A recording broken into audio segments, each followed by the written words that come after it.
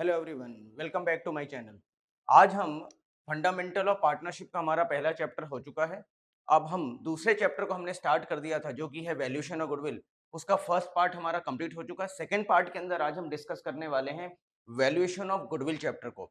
Valuation of goodwill chapter के अंदर हमने थ्योरेटिकल पार्ट लास्ट वाले वीडियो के अंदर डिस्कस कर चुके हैं। आज जो हमारा वीडियो है वो प्योर कट प्रैक्टिकल पार्ट को लेकर के है। वैसे हमने देखा था पिछले वीडियो में कि गुडविल को वैल्यू करने के 3 मेथड हैं। वैसे तो 4 मेथड होते हैं, average profit method, super profit method, capitalisation method और एन्युटी मेथड। क्योंकि एन्युटी मेथड आपके सिलेबस का पार्ट नहीं, इसलिए उसको हम डिस्कस नहीं करेंगे और आपकी बुक में उसके क्वेश्चंस भी नहीं है। But average profit method, super profit method और कैपिटलाइजेशन मेथड आपके सिलेबस का पार्ट है। तो आज जो हमारा डिस्कशन होने वाला है वो एवरेज प्रॉफिट मेथड को लेकर के है और इसमें भी हमारी 2 पार्ट में वीडियो आएगी, ठीक है? मतलब आज का वीडियो और उसके अगला वीडियो 5 या 6 क्वेश्चंस मैं कराऊंगा। इसमें ये पूरा आपका एवरेज प्रॉफिट मेथड अच्छे से कवर होने वाला, कहीं कोई प्रॉब्लम नहीं आएगी। ठीक है, आज 3 एक क्वेश्चन मैंने लिए हैं, 3 क्वेश्चन बिल्कुल इनिशियल लेवल के लिए, वो 3 क्वेश्चन आज हमें करना है। तो चलिए वीडियो को स्टार्ट करते हैं। कॉपी पेन लेके बैठिएगा, फास्ट फॉरवर्ड करके बिल्कुल मत देखिएगा। ठीक है, मैं आपके देखिए मैं वो काम नहीं करने वाला कि 50 वीडियो बना दूं एक चैप्टर में, 10 वीडियो 15 वीडियो बना दूं। मेरा काम ये है कि आपका बर्डन किस तरीके से कम हो। मेरा यही ध्येय रहता है, मेरा उद्देश्य हमेशा ये रहता है कि स्टूडेंट की प्रॉब्लम कैसे सॉल्व की जा सके, कैसे उसकी मेहनत को और कम से कम किया जा सके। ठीक है, तो मेरी आपसे रिक्वेस्ट है कि वीडियो को फास्ट फॉरवर्ड करके मत देखना, स्पीड बढ़ा के मत देखना, नॉर्मल स्पीड में देखना। कहीं कोई प्रॉब्लम नहीं आने वाली है, आपका कॉन्फिडेंस बहुत अच्छे से बन जाएगा। और ये चैप्टर इसलिए भी इंपॉर्टेंट है क्योंकि आगे एडमिशन है, रिटायरमेंट है, इसमें इसकी जरूरत पड़ती है। ठीक है ना? तो चलिए वीडियो को स्टार्ट कर लेते हैं।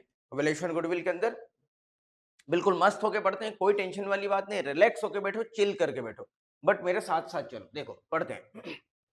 Ramesh purchase Bharat business with effect from 1 अप्रैल 2022। ध्यान से देखिएगा, एक एक चीज हम डिस्कस करेंगे। हमने डिस्कस किया था थ्योरेटिकल पार्ट में, फर्स्ट पार्ट के अंदर, कि जब भी बिजनेस को परचेज करने की, गुडविल को वैल्यू करने की जरूरत कब है? या तो बिजनेस को परचेज करें, या न्यू पार्टनर का एडमिशन हो जाए, रिटायरमेंट हो जाए, डेथ हो जाए, अमलगमेशन हो जाए, conversion of partnership form into company हो जाए, ये सारे रीजन से गुडविल को वैल्यू करने के। तो देखिए इसमें हमारे पहले लाइन में लिख दिया कि रमेश एक बिजनेस परचेज करना चाहता है। ठीक है, किस दिन से परचेज करना चाहता है? 1 अप्रैल 2022 से। It was agreed that the firms goodwill be valued, और उस दिन एग्रीड हुआ, उन्होंने डिसाइड किया कि गुडविल कैसे वैल्यू किया जाएगा? 2 इयर्स परचेज के बराबर। लेकिन किसका?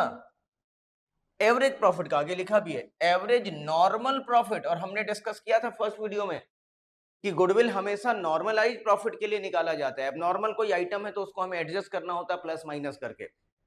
ठीक है, तो आज हम उन सारी चीजों को भी डिस्कस करेंगे, प्रैक्टिकली उसको डील करने की कोशिश करेंगे, और आपको 100% क्लैरिटी के साथ समझ में आ जाएगा। इसमें कोई कोई प्रॉब्लम है नहीं किसी भी बच्चे को। करते हैं। फॉर द लास्ट, पिछले 3 साल का जो भी प्रॉफिट आएगा, लेकिन उसमें कैसा प्रॉफिट चाहिए हमें? नॉर्मल प्रॉफिट चाहिए। कोई एबनॉर्मल आइटम है तो उसको एडजस्ट करेंगे। तो देखो दे रखा है 2020 का प्रॉफिट है, 21 का प्रॉफिट है, 22 का प्रॉफिट है। लेकिन 2020 के प्रॉफिट में कहते हैं कि एबनॉर्मल गेन है, तो उसको हमें क्या करना पड़ेगा? एडजस्ट करना पड़ेगा। तो यहाँ पे क्वेश्चन को सॉल्व कर लेते हैं।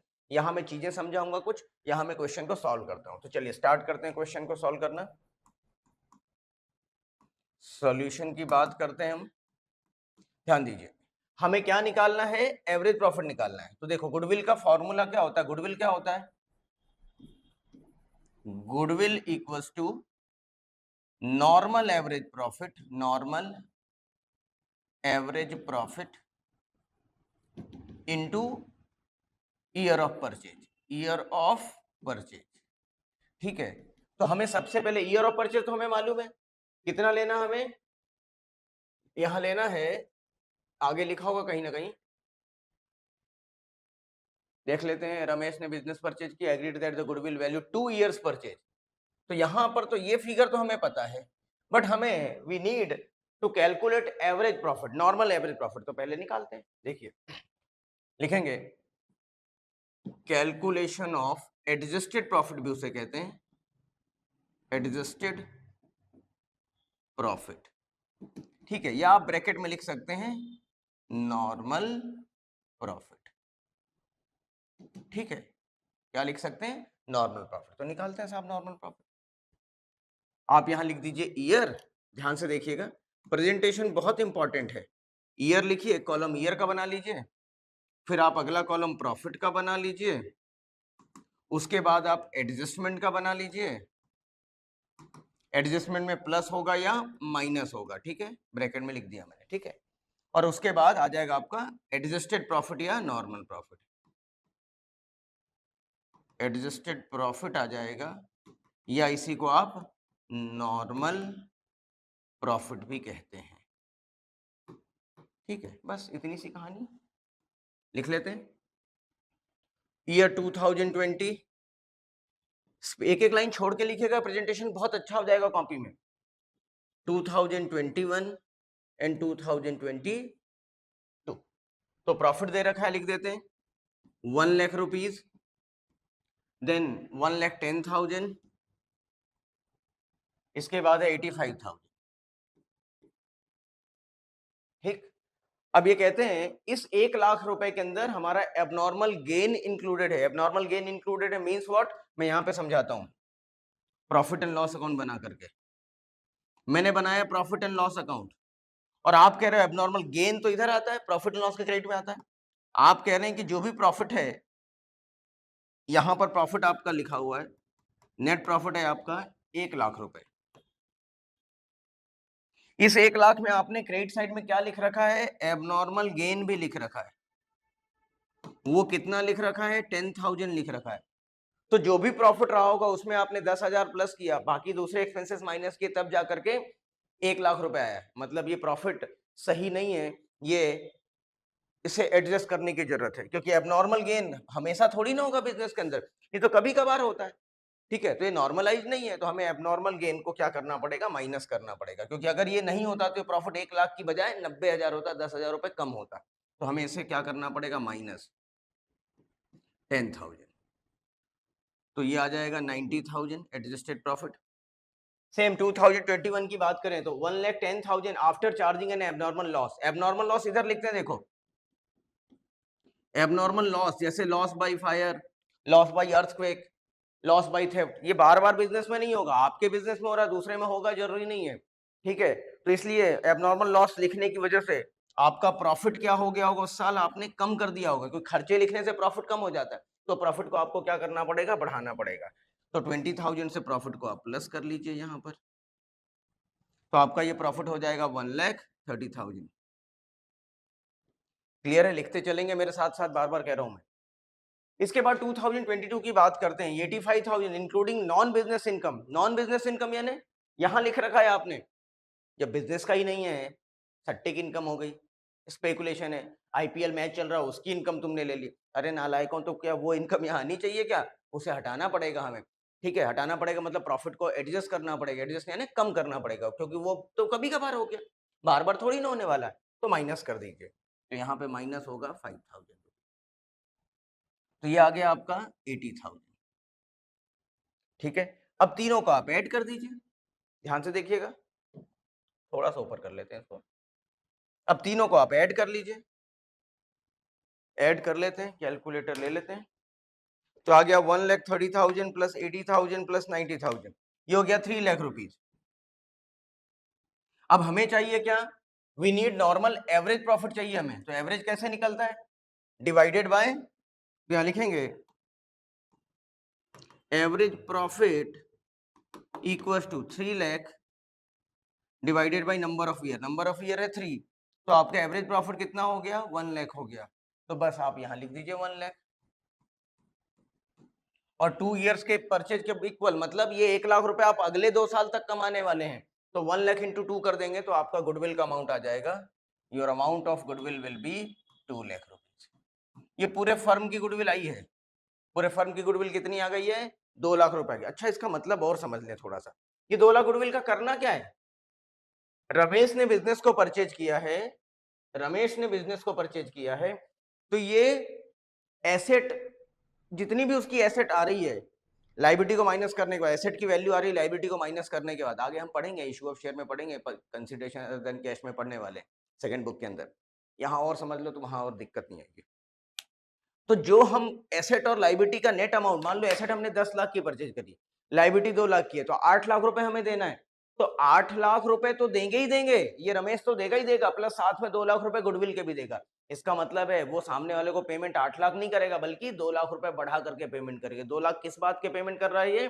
गुडविल की वजह से पेमेंट कर रहा है, तो उसे टोटल 10 लाख रुपए का पेमेंट करना पड़ेगा इस बिजनेस को खरीदने के लिए। ठीक है, ये इसका मतलब है, इंटरप्रिटेशन है। चलिए, स्क्रीनशॉट लेना हो तो ले लें, अगर लगता है आपको स्क्रीनशॉट की जरूरत है तो ले लो, और उसके बाद हम नेक्स्ट क्वेश्चन की तरफ बढ़ते हैं। देखिए नेक्स्ट क्वेश्चन पढ़ते हैं।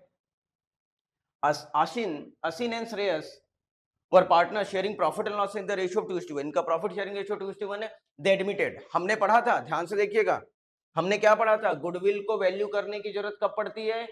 तो पिछले में हमने पढ़ा, पिछले क्वेश्चन में हमने देखा बिजनेस परचेज किया तो गुडविल निकालना पड़ा। यहाँ नया पार्टनर एडमिट हो रहा है तो भी हमें गुडविल निकालना पड़ता है, ये हमने फर्स्ट वीडियो के अंदर डिस्कस कर चुके, थ्योरेटिकल पार्ट था हमारा। तो बिजनेस में नया पार्टनर एंटर हो रहा है 1/5 के लिए, तो हमें गुडविल को वैल्यू करना पड़ेगा। फॉर दिस पर्पज, यहाँ क्वेश्चन में क्लेरिफाई कर दिया इन्होंने, ठीक है। For this purpose goodwill of the firm was to be valued on the basis of 3 years purchase. मतलब क्या? वही बात है, गुडविल कैसे निकलेगा, यहाँ लिखता हूं, गुडविल कैसे निकलने वाला है? यहाँ गुडविल निकलने वाला है जो भी आपका प्रॉफिट होगा, एवरेज प्रॉफिट होगा, जो भी आपका नॉर्मलाइज्ड एवरेज प्रॉफिट होगा, उसमें कितने का मल्टीप्लाई करेंगे? कितने ईयर्स ऑफ परचेज का मल्टीप्लाई करेंगे? ईयर्स ऑफ परचेज, तो मल्टीप्लाई करने वाले हैं 3। जैसे पिछले क्वेश्चन में हमने मल्टीप्लाई किया था 2 का, इस क्वेश्चन में मल्टीप्लाई करेंगे 3 का। तो हमें पहले निकालना पड़ेगा एवरेज प्रॉफिट। तो चलिए एवरेज प्रॉफिट की कहानी समझते हैं हम आगे। एवरेज प्रॉफिट के लिए लास्ट 5 इयर्स का इन्होंने क्या दे रखा है? लास्ट 5 इयर्स का प्रॉफिट दे रखा है। कितना कितना है वो? 2018 का है, 2019 का है, 20 का है, 21 का और 22 का है, ये प्रॉफिट दे रखे हैं।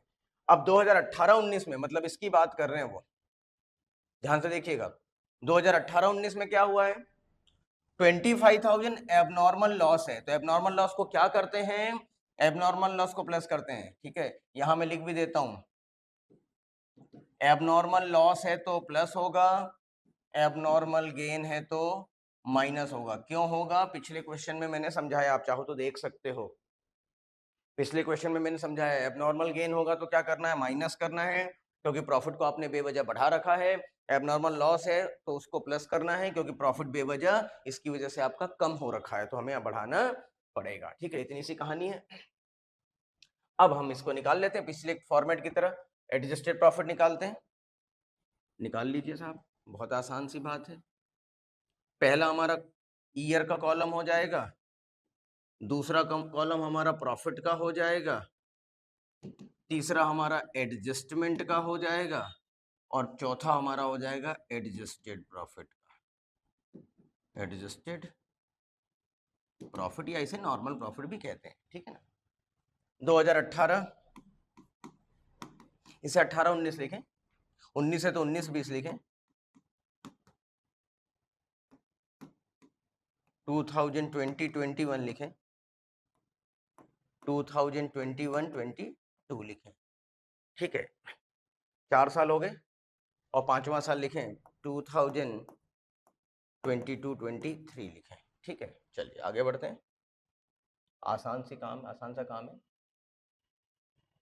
देखिए लिख दें, 1,25,000, 125, 1 लाख, फिर 187,500,